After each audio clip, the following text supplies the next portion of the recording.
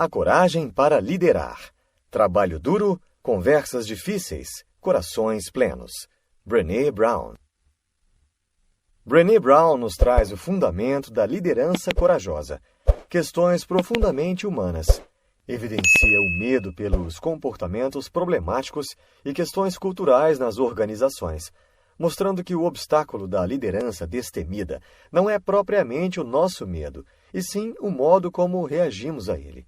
A vulnerabilidade é o antídoto ao medo, porque ela é o centro de todas as emoções. Logo, a nossa capacidade de sermos líderes ousados nunca será maior do que a nossa capacidade de sermos vulneráveis. Nós somos a nossa forma de liderar. Muitas vezes, vemos a coragem como uma característica própria, porém, trata-se menos de quem são as pessoas e mais de como elas se comportam e agem em situações difíceis. Para aumentar a liderança ousada e desenvolver coragem em equipes e organizações, temos que cultivar uma cultura na qual trabalho duro, conversas difíceis e corações plenos sejam a expectativa. Se queremos que as pessoas se revelem plenamente, se dediquem por inteiro, com os corações plenos, precisamos ter o cuidado de criar uma cultura em que as pessoas se sintam seguras, notadas, ouvidas e respeitadas. A coragem para liderar é um manual seguro para organizações e indivíduos que acreditam que a arte de liderar ousadamente pode transformar vidas. Líderes destemidos e culturas de coragem. O reconhecimento dos pontos fundamentais de liderança que esta obra aprofunda através de dados de entrevistas coletados ao longo dos últimos 20 anos já ajudou líderes das mais variadas organizações a melhorarem seu desempenho e de suas equipes. A abordagem se desenvolve na identificação de obstáculos que impedem o alto desempenho dessas organizações, líderes, equipes e membros. Na sequência, molda a solução para cada problema. Essa solução se define em linguagem, ferramentas e habilidades. Alguns dos comportamentos e questões culturais que impedem o alto desempenho em organizações de todo o mundo, identificados por seus líderes, são confiança reduzida devido à falta de vínculo e empatia, vergonha e sentimento de culpa, falta de conversas vitais sobre diversidade e inclusão, valores organizacionais fracos, entre outros. Esses comportamentos retratam uma resposta em comum. Precisamos de líderes mais destemidos e culturas mais corajosas. E, embora relacionados ao trabalho e preocupações com a cultura organizacional, a origem de todos eles são questões profundamente humanas. O que levou a pesquisa a descobrir: a coragem é uma combinação de 4 grupos de habilidades que podem ser ensinadas, observadas e mensuradas. 1. Encarar a vulnerabilidade. 2. Viver de acordo com nossos valores. 3. Desafiar a confiança. 4. Aprender a crescer. A maioria de nós sente coragem e medo ao mesmo tempo. A forma como reagimos ao medo é o verdadeiro obstáculo para uma liderança corajosa. Vestimos armaduras, os pensamentos, as emoções e os comportamentos, para nos proteger quando não estamos dispostos, nem somos capazes de encarar a vulnerabilidade. A ferramenta de confronto surge quando estamos divididos entre o medo e o chamado à coragem. Confronto é uma discussão, conversa ou reunião definida pelo compromisso de abraçar a vulnerabilidade, se manter curioso e generoso, persistir no processo de identificação e solução dos problemas. Dar uma pausa e voltar atrás quando necessário, ser destemido ao assumir as novas responsabilidades e, como ensina a psicóloga Harriet Lerner, ouvir com o mesmo entusiasmo com que desejamos ser ouvidos. A habilidade fundamental do desenvolvimento da coragem é a disposição e a capacidade de confrontar a vulnerabilidade. Sem essa habilidade essencial, é impossível pôr os outros 3 grupos de habilidades em prática. Encarando a vulnerabilidade. 3 lições para começar. 1. Física da vulnerabilidade. Se formos corajosos o suficiente, com frequência suficiente, vamos cair. 2. Vulnerabilidade não é ganhar ou perder. É ter coragem de agir quando não se pode controlar o resultado. 3. Não ouça feedback de quem nunca se arriscou e gasta energia julgando os que ousam ter coragem. Os feedbacks construtivos normalmente são baseados naquilo que precisamos ouvir e não necessariamente no que queremos ouvir. Criar vínculos autênticos por meio de feedbacks requer alguns critérios. A ferramenta de confronto Esquadrão do Quadrado é simples e pode facilitar esse processo. Em um papel de 2,5 por 2,5 centímetros, escreva os nomes das pessoas cujas opiniões sobre você são importantes. Ele precisa ser pequeno, porque assim você será forçado a manter a lista enxuta. Guarde-o cuidadosamente e depois tire 10 minutos para entrar em contato com essas pessoas, seu esquadrão do quadrado, e demonstre um pouco de gratidão por elas. As pessoas da sua lista devem ser aquelas que amam você não apesar da sua vulnerabilidade e das suas imperfeições, mas por causa delas. Construção da confiança e do recipiente seguro. Existem alguns mitos em torno da vulnerabilidade no sentido de que ela é sinônimo de fraqueza, exposição e que a confiança vem antes dela. Todas essas teorias caem por terra sob o peso dos dados das pesquisas e das experiências que as pessoas tiveram com coragem. Durante um período de mudanças difíceis e incertezas, os líderes ousados podem se sentar com suas equipes e realizar a prática do recipiente seguro. Trata-se de uma conversa difícil, orientada pelo equilíbrio e honestidade. Sentenças como: essas mudanças estão chegando de maneira intensa e rápida, e sei que há muita ansiedade, também estou sentindo isso, e é difícil trabalhar assim. Quero passar os próximos 45 minutos confrontando a forma como estamos gerenciando as mudanças. E perguntas específicas. O que você acha do apoio que estou oferecendo? Quais perguntas posso tentar responder? Há alguma história que você tenha escutado e queira conferir comigo? Você tem alguma outra pergunta?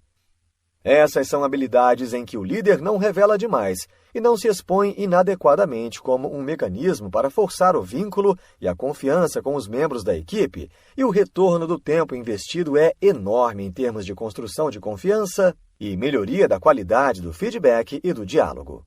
O recipiente seguro, ou segurança psicológica, conforme termo cunhado pela psicóloga Amy Edmondson, da Harvard Business School, torna possível dar um feedback ruim e ter conversas difíceis, sem a necessidade de ficar dando voltas para falar a verdade, porque é isenta de punições, ressentimentos, humilhações ou julgamentos perante erros ou adversidades. Também não significa uma situação acolhedora, em que as pessoas são necessariamente muito amigas. Nem sugere uma ausência de pressão ou de problemas. O chamado da coragem. A transparência tem importância determinante nos processos de liderança destemida.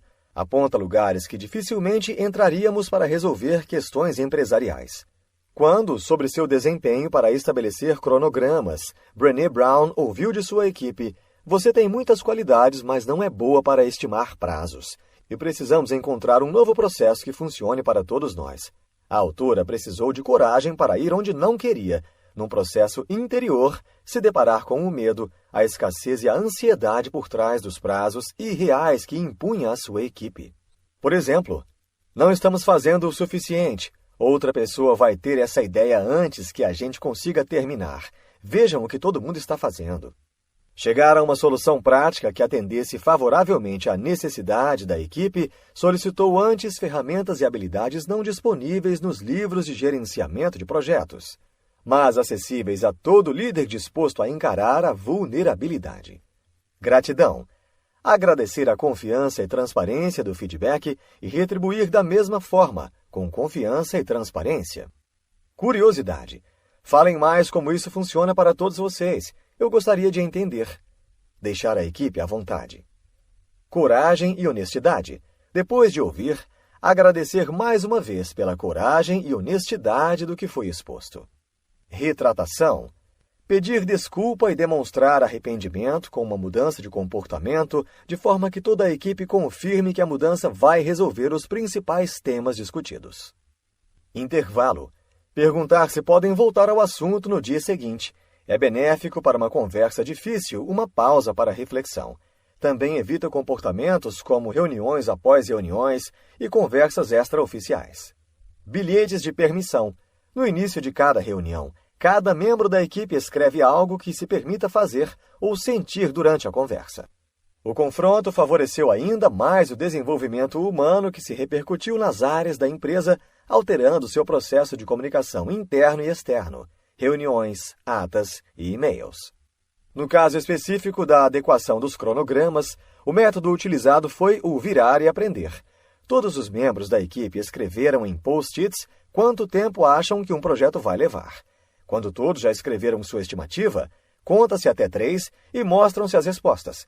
Esta prática evita o efeito halo, quando todos veem a resposta da pessoa com maior influência dentro do grupo e a imitam. E o efeito bandwagon, o instinto humano de seguir os outros mesmo quando se discorda deles. Esses ensinamentos parecem tomar muito tempo, porém um aprendizado da pesquisa que Brené Brown considera um dos mais importantes é: os líderes precisam dedicar uma quantidade razoável de tempo para lidar com os medos e sentimentos, ou vão desperdiçar uma quantidade exorbitante de tempo tentando gerenciar comportamentos ineficientes e improdutivos. O arsenal da liderança com ousadia. No passado, os empregos dependiam dos músculos. Agora dependem do cérebro, mas no futuro eles vão depender do coração. Minouche Shafik, diretor da London School of Economics. De fato, já é o que apresenta a liderança com coragem quando não cede espaço para as armaduras. Seu arsenal de habilidades demonstra e encoraja o empenho saudável, a empatia e a autocompaixão. Pratica a gratidão e a integração. Estimula a ser um aprendiz e fazer bem feito. Demonstra transparência, gentileza e esperança. Contribui e corre riscos. Usa o poder com, o poder para e o poder dentro. Sabe seu valor. Cultiva o comprometimento e um objetivo em comum. Reconhece, nomeia e normaliza a incerteza e o medo coletivos. Demonstra e apoia o descanso, a descontração e a recuperação. Cultiva uma cultura de pertencimento, inclusão e diversidade de pontos de vista. Estabelece conversas diretas e tomada de atitude. Lidera usando o coração. Vergonha e empatia. A vergonha, muitas vezes chamada de emoção mestra por pesquisadores, é o sentimento de nunca ser bom o suficiente. Seus sinais dentro das organizações são perfeccionismo, favoritismo, fofocas, conversas extraoficiais, comparação, autoestima associada à produtividade, assédio, discriminação, poder sobre, intimidação, acusações, provocações, acobertamentos. Conversas sérias sobre vergonha devem ocorrer do jeito certo para que as pessoas se sintam seguras. São conversas intensas. Dar a alguém permissão para falar sobre vergonha é libertador.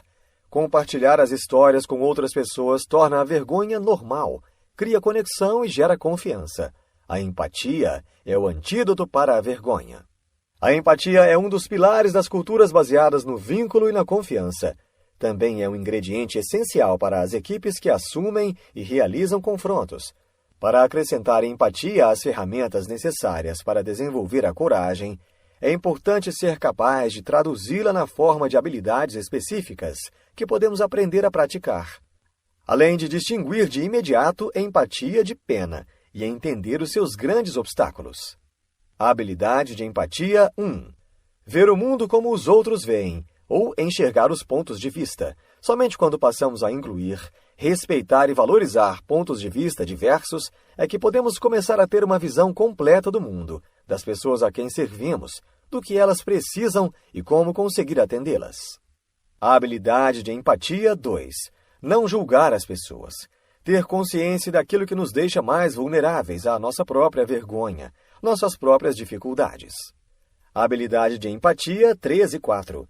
Entender os sentimentos de outra pessoa e comunicar o que entendeu dos sentimentos dessa pessoa. Para entender as emoções dos outros e comunicar o que entendemos delas, precisamos entrar em contato com nossos próprios sentimentos. Habilidade de empatia 5. Atenção plena.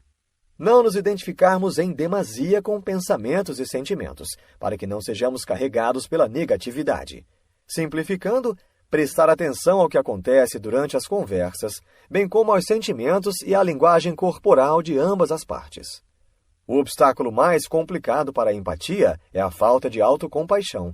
Desobstruí-lo é agir com gentileza consigo mesmo, ser acolhedor e compreensivo conosco quando sofremos, fracassamos ou nos sentimos inadequados, em vez de ignorar nossa dor ou nos flagelarmos com autocrítica. Conforme o decreto de Brené Brown, fale com você da maneira como fala com quem você ama. Humanidade comum é nos unirmos no desconforto, em vez de insistirmos numa visão de mundo como é só comigo. A humanidade comum reconhece que o sofrimento e a inadequação pessoal fazem parte da experiência humana compartilhada, algo que todos nós vivenciamos, e não algo que só acontece comigo. Atenção plena. Neste caso específico de autocompaixão, pois a atenção plena também teve aplicação na empatia, não assumir como nossos os pensamentos e emoções que podem não nos pertencer. Simplificando, não assuma a responsabilidade pelas palavras dos outros. Faça apenas a sua parte. Então, na prática, em vez de dizer, ela estava muito irritada comigo, diga apenas, ela estava muito irritada. Curiosidade e confiança fundamentada. Se eu tivesse 1 hora para resolver um problema, passaria 55 minutos pensando no problema e 5 minutos pensando nas soluções. Albert Einstein. A confiança fundamentada é o difícil processo de aprender e desaprender, praticar e fracassar e sobreviver a alguns erros. A curiosidade gera confiança fundamentada. Nas conversas difíceis, expressões como "estou curioso sobre isso", "conte-me mais", "ajude-me a entender", entre outras, iniciam um confronto e levam à identificação dos problemas. Viver de acordo com nossos valores. Eis a verdade a respeito dos valores. Embora a coragem exija que larguemos nossas armaduras e armas, não precisamos entrar em toda conversa e todo confronto difíceis de mãos completamente vazias. Os líderes corajosos que foram entrevistados nunca entraram de mãos vazias num confronto. Além das ferramentas e habilidades de confronto, sempre levaram consigo a clareza de valores. O conjunto de valores é apenas um. Não se distingue entre valores profissionais e pessoais. Cabe a nós viver de uma forma que esteja alinhada ao que considerarmos mais importante, a despeito do cenário e da situação. Esse, é claro, é o desafio de viver de acordo com os próprios valores. Aqueles momentos em que nossos valores entram em conflito com os valores da organização, dos amigos, de um desconhecido na fila da mercearia ou da sessão eleitoral, ou até mesmo da nossa família. Viver de acordo com nossos valores requer, então, que os tenhamos bem definidos e os traduzamos para comportamentos que possam ser ensinados, observados e avaliados. Para compreender, servir ao trabalho é um dos valores dos membros da organização Brené Brown Education and Research Group. Assumir a responsabilidade da comunidade e dos consumidores, da energia que levam para as situações, se prontificando ao esforço para serem positivos, e da adaptação ao ritmo acelerado do ambiente, são comportamentos que sustentam esse valor. Viver de acordo com nossos valores e o feedback. Um dos maiores desafios que enfrentamos, especialmente no trabalho, é se manter alinhado com nossos valores, ao dar e receber feedback. Dar um bom feedback constitui uma habilidade, e algumas pessoas são boas nisso, outras não. Sabemos que estamos prontos para dar feedback a alguém quando já somos exemplos de vulnerabilidade, empatia, gratidão e encorajamento. Saber receber um feedback implica em, a despeito das habilidades da pessoa que o dá, aplicá-lo de maneira produtiva. Uma tática é estabelecer um comportamento que reforce o nosso valor ou algum diálogo interno para ajudar nesse momento. Por exemplo, para se manter alinhada ao seu valor coragem, Brené Brown diz para si mesma: "Sou corajosa o suficiente para ouvir." Confrontar para confiar. A proposta de A Coragem para Liderar é, em vez de promover um confronto genérico sobre credibilidade e usar a palavra confiança, Apontar os comportamentos específicos, conhecendo a anatomia da confiança. 1. Limites. Você respeita os meus limites, e quando não tem clareza sobre o que é adequado e o que não é, você pergunta. Estar disposto a dizer não. 2. Confiabilidade. Você faz o que diz que vai fazer. 3. Responsabilização. Você assume seus erros, pede desculpas e repara os danos. 4. Sigilo. Você não compartilha com os outros informações ou experiências que não deve. 5. Integridade. Você escolhe coragem ao invés de conforto. 6. Não julgamento. Podemos pedir ajuda um ao outro sem julgamentos. 7. Generosidade. Você dá a interpretação mais generosa possível às intenções, palavras e ações dos outros.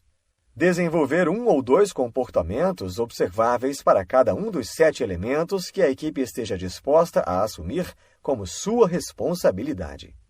A essência da confiança nos outros, na verdade, se baseia na nossa capacidade de confiar em nós mesmos. Existem circunstâncias nossas, de pequenos fracassos, que podem nos levar a questionar a nossa capacidade de realizar algo por nós mesmos, que sabemos importante. Nessas ocasiões, pense nos elementos acima, recontextualizando-os agora com foco na autoconfiança. Por exemplo, eu respeitei meus próprios limites nessa situação? Fui claro comigo mesmo e com os outros sobre o que era adequado e o que não era. Aprenda a se levantar. Quando temos a coragem de entrar na nossa própria história e reconhecê-la, temos a oportunidade de escrever o final. E, quando não reconhecemos nossas histórias de fracassos, percalços e sofrimento, elas é que mandam em nós. O processo Aprender a se levantar, que ensina como lidar com as quedas e os fracassos antecipadamente, consiste em 3 partes: reconhecimento, confronto e revolução. O reconhecimento. Somos seres emocionais. Diante de dificuldades, a cognição ou o raciocínio desaparecem. Os levantadores sabem reconhecer na mesma hora quando alguma coisa faz com que fiquem dominados pela emoção. Trata-se de uma conexão com o próprio corpo no ato de prestarem atenção e serem habilidosos em desacelerar, respirar fundo e manter a curiosidade sobre o que está acontecendo. A estratégia mais eficaz para lidar com as emoções é respirar. Respiração quadrada na yoga ou respiração tática nas forças especiais militares equivale a 1. Inspire profundamente pelo nariz, dilatando o abdômen e contando até 4. 2. Prenda a respiração enquanto conta até 4. 3. Expire todo o ar pela boca lentamente, contraindo o abdômen, e conte até 4. 4. Com os pulmões vazios, conte até 4. A respiração também é a chave de outra estratégia para lidar com a emoção, e um dos superpoderes da liderança mais subestimado: exercitar a calma. A calma é um superpoder, porque é o remédio para um dos causadores de estresse mais predominantes no ambiente de trabalho, a ansiedade. A má notícia é que a ansiedade é uma das emoções mais contagiosas que podemos sentir. Isso explica por que é tão fácil a ansiedade afetar grupos, não só indivíduos. A boa notícia: a calma é igualmente contagiante. Nos últimos 20 anos, os praticantes da calma mais proficientes entrevistados mencionaram a importante e estranha combinação de respiração e curiosidade. Eles falaram sobre respirar fundo antes de responder ou fazer perguntas. Desacelerar o ritmo de uma conversa intensa falando devagar, respirando e constatando fatos, e até mesmo respirar algumas vezes intencionalmente antes de se fazer uma dessas 2 perguntas. 1. Tenho informações suficientes para me desesperar com essa situação? 2. Se eu tiver dados suficientes, entrar em pânico vai adiantar. O confronto. Começa com a seguinte verdade universal: na ausência de dados, sempre inventamos histórias. Guiados por nossas emoções, construímos histórias a partir de dados reais, limitados e muitos dados imaginados, misturados numa versão coerente e emocionalmente satisfatória da realidade, que se chamam teorias da conspiração. Já as confabulações são as mentiras contadas com sinceridade, ou simplesmente substituir uma informação que falta por algo falso que acreditamos ser verdade. É extremamente importante identificar essas histórias antes que o mito saia de vez do nosso controle e registrá-las no que chamamos tentativa de rascunho inicial, TRI. Nas culturas de trabalho em que há muitas mudanças e confusões, as equipes enlouquecem com as TRIs. No entanto, ao trabalhar numa cultura de coragem, você fornece às pessoas o máximo de fatos possível. E quando não pode dizer tudo a elas, reconhece que está dizendo o máximo que pode e continuará atualizando sua equipe conforme tiver acesso e permissão para informá-la. Transparência é gentileza, e a transparência reduz por completo a invenção de histórias e as teorias da conspiração. Os líderes corajosos perguntam sobre as TRIs. Eles dão o tempo, o espaço e a segurança para que as pessoas confrontem suas histórias com a realidade. Anotar suas TRIs não dá poder a elas, mas nos dá poder. Nos dá a oportunidade de dizer: isso faz sentido? Isso parece certo? Escrever abranda os ventos e acalma os mares. A revolução. Revolução pode soar um pouco dramático, mas neste mundo, escolher autenticidade e valor pessoal é um ato de extrema resistência. Escolher amar e viver com o coração pleno é um ato de desafio. Insights. A liderança corajosa tem seu princípio nos valores humanos. A solidez dos resultados de grandes organizações tem sua base na liderança destemida. A prática da liderança com coragem se reflete nas famílias e na sociedade. A coragem não é determinada por uma orientação genética, ela é comportamental. Neste livro, você aprendeu que as lideranças com coragem e culturas destemidas não proporcionam apenas o bom desempenho de suas atividades para as organizações. Proporcionam também melhor qualidade de vida, porque criam e mantêm ambientes de relacionamentos seguros, onde o respeito e a confiança foram construídos cuidadosamente, o que possibilita o desenvolvimento pessoal e emocional do indivíduo e até mesmo uma transformação mais profunda, que se reflete na família e na sociedade.